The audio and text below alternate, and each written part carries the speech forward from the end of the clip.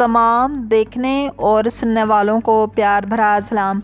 नहजुल बलागा अमीरुल मोमिनीन इमाम अली अलैहिस्सलाम के मुंतखब हकीमाना खुतबात, खतूत और अक़वाल का मजमुआ है, जिसे चौथी सदी हिजरी के अवाखिर में सैयद रज़ी ने जमा व तदवीन किया है। अदबी फसाहत व बलागत की वजह से बाज़ उलमा ने नहजुल बलागा को अख़ुल कुरान का नाम दिया है। अदबाए अरब ने उसकी फसाहत व बलागत का एतराफ़ किया है। ये किताब खुतबात, खतूत और कलमात कसार का मजमुआ है। इमाम अली अलैहिस्सलाम ने बहुत से खुतबों में अवाम को अंजाम अहकाम इलाही और तर्क मुहर्रकात की दावत दी है, और बाज़ खतूत जो आपने अपने गवर्नरों को तहरीर किए हैं, उनमें उन्हें अवाम के हकूक़ की रियायत तलकीन की है। बाज़ ने हज़रत अली अलैहिस्सलाम से इस किताब के इंतसाब में शक का इज़हार किया है। अलबत्ता इसके मुकाबले में बहुत से शिया उलमा और बाज़ अहले सुन्नत उलमा जैसे इब्ने अबी अल हदीद मोतज़ली ने अमीरुल मोमिनीन अली अलैहिस्सलाम से इसकी निस्बत को सही करार दिया है, और उनका मानना है कि सैयद रज़ी ने फ़कत इसकी जमा आवरी की है।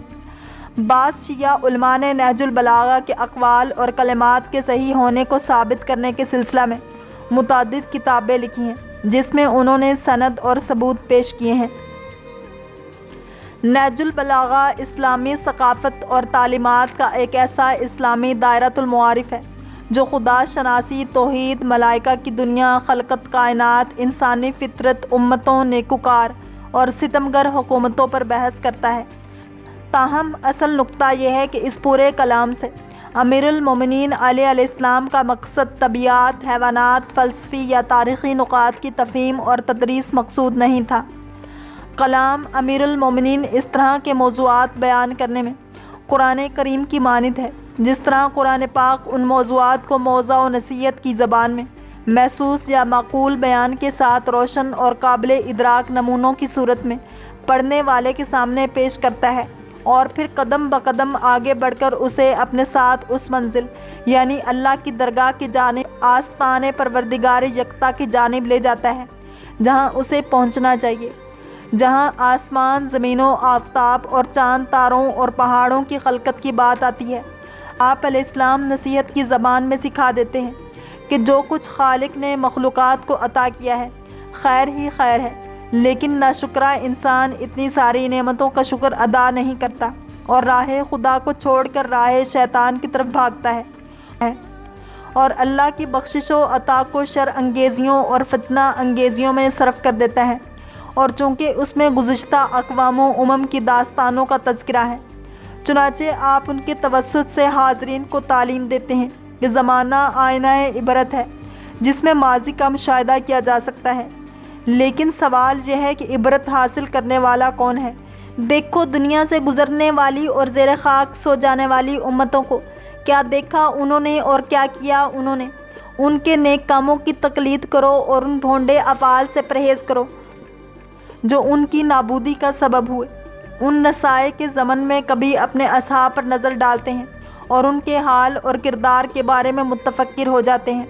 अचानक गमों, अंदों और अफसोस का बहारी भरकम पहाड़ आ गिरता है, और ये वो मौका है जब आप अपनी हकीकत में निगाहें अपने मिंबर तले बैठे सामईन पर से पलटाकर दूर के उफ़क़ पर जमा लेते हैं, असरे मोहम्मदी सल्लल्लाहु अलैहि वसल्लम के उफ़क़ पर, जहाँ आप सल्लल्लाहु अलैहि वसल्लम के पाक दिल असहाब खुदा और रोज़े क़यामत पर यकीन की बिना पर नुसरत दीन को अपने दुनियावी मफादात पर मुक़द्दम रखते थे।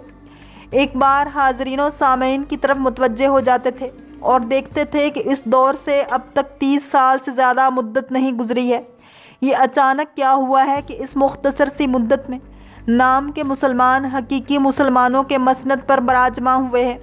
वो लोग जिन्होंने दुनिया को बाएं अपनी जानिब फैलाकर मुस्कुराते हुए देखा तो खुदा को फरामोश करके अपने इमाम की नाफरमानी कर बैठे। वो लोग जो सर उठाकर फ़ख्र करते और कहा करते थे कि हमने खुदा की राह में शहीदों की कुर्बानी दी है और हम भी शहादत के आरज़ूमंद हैं, कहाँ चले गए हैं? ये मेरे गिर्द जमा होने वाले तन आसानी और राहत तलबी को राह खुदा में मारे जाने पर तरजीह क्यों देने लगे हैं, और वो ये दीनी फरीज़ा दूसरों पर आयद करने की कोशिश क्यों करने लगे हैं?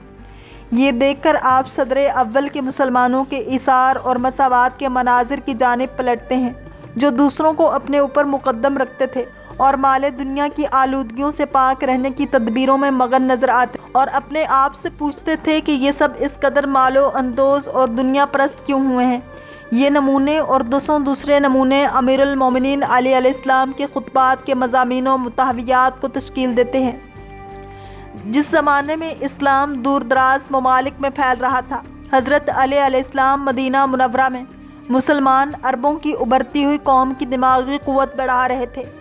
مدینہ منورہ کی جامع مسجد میں حضرت علی علیہ السلام اور ان کے چچا زاد بھائی عبداللہ ابن عباس فلسفہ، منطق، فصاحت و بلاغت، حدیث و فقہ پر خطبات اور درس دیا کرتے تھے۔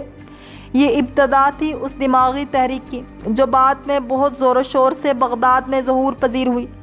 علامہ ضمیر اختر نقوی نے اپنے ایک مقالہ علی اور علم میں مشہور مورخین اور صاحب قلم افراد بشمول جسٹس امیر علی، جے پول اور خلیل جبران کے حوالے سے اس صورتحال کی مزید اس طرح وضاحت کی ہے کہ امام علی علیہ السلام نے اپنے عہد حکومت میں کوفہ کو دارالحکومت ہی نہیں بلکہ دارالعلم بھی بنا دیا تھا۔